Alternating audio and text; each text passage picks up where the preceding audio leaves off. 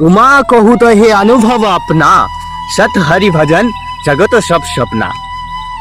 तो पार्वती देवी শিব ঠাকুরকে বলছে, উমা হে পার্বতী, कहू तो हे अनुभव अपना, এ জগতে যে আমার যে অনুভব আমি তোমাকে শেয়ার করছি, বলছি যে উমা कहू तो हे अनुभव अपना, सत हरि भजन। সত্য যদি হয় শুধু হরির ভজন, আর জগৎ সব স্বপ্ন, স্বপ্নের মতো আছে। এই জগৎটা হচ্ছে স্বপ্নের মতো, সেই বিষয়টা বলছে।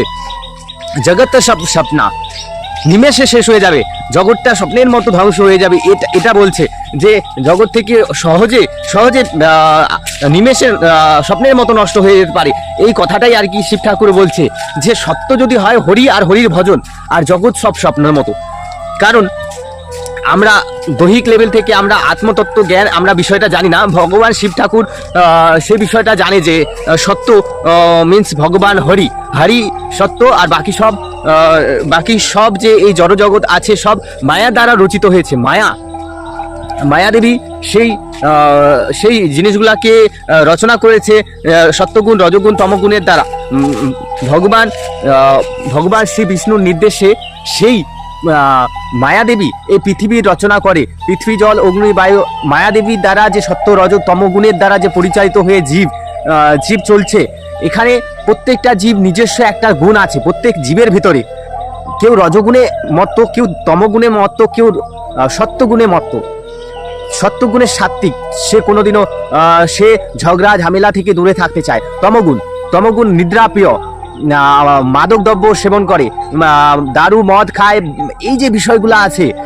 আর রজগুণ তার মধ্যে সবসময় মারপিট, হিংসা, মারামারি করার যে লালসা, আর তীক্ষ্ণ জাতীয় খাওয়ার প্রতি তীব্র লালসা থাকবে তার মনের মধ্যে। এত গভীরভাবে থাকবে যে সে সবসময় লড়াই করার জন্য প্রস্তুত থাকবে। এটা হচ্ছে যে জগতের নিয়ম। মায়াদেবী সত্য তম আর রজগুণের দ্বারা এই পৃথিবীকে তৈরি করেছে, যে তিন গুণের দ্বারা পরিচালিত করে। তো এই তিন গুণের দ্বারা পরিচালিত করে, এর থেকে ঊর্ধ্ব গুণ হচ্ছে যে শুদ্ধ সত্য। আর ভগবান আমাদেরকে বলছে যে এই তিন গুণ সত্য রজস্তম ভাবা, মানে এই যে সত্য রজ তম গুণ আছে, সেই রজগুণের ঊর্ধ্বে উঠে তুমি আমাকে জানো। মানে ভগবান বলছে যে এই তিন গুণের ঊর্ধ্বে উঠে আমাকে জানার চেষ্টা করো। ভগবান বলছে যে মানুষ্যানাম সহস্রেষু কেশ্চিৎ যততি সিদ্ধয়ে যততানাম অপি সিদ্ধানাম কেশ্চিৎ মাম বেতি তক্তত তক্তা দেহ পুনর্জন্ম নৈতি মামেতি সো অর্জুন। হে অর্জুন,